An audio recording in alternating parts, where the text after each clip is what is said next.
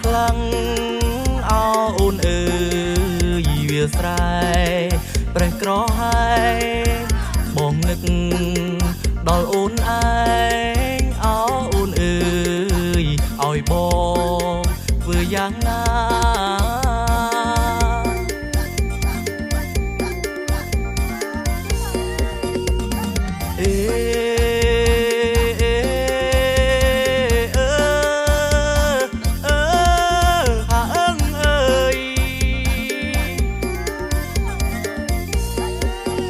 សន្យាខែប្រាំងអអូនអើយចូលស្ដីរៀមរាតែនេះប្រែសាវ៉ាអអូនអើយរៀបការនឹងនាងផ្សេង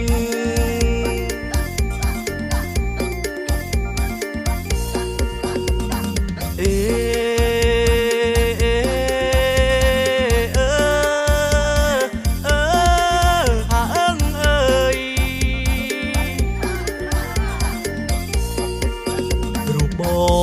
ងកូននាងក្រអអូនអើយមិនសមនឹងអូនឯងទើបនាងយកគេផ្សេងអអូនអើយបងសូមជូនពោថ្លៃ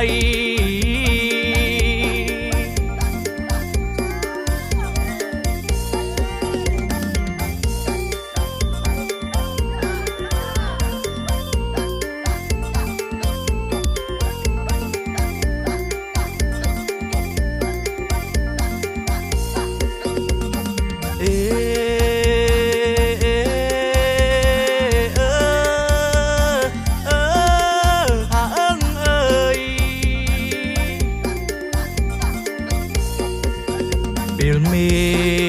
ក្តៅខ្លាំងអអូនអើយវាស្រែប្រេះក្រហើយបងនឹកដល់អូនឯងអអូនអើយឲ្យបងធ្វើយ៉ាងណា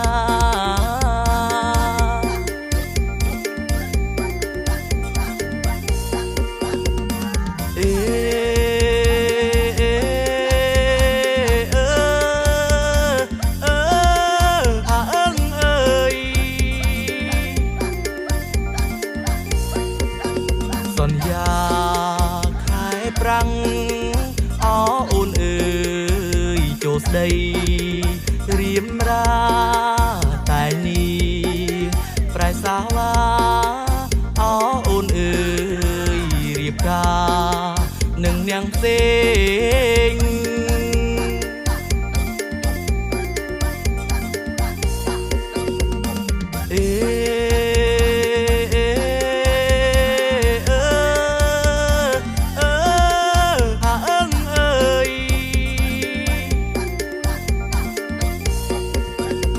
ប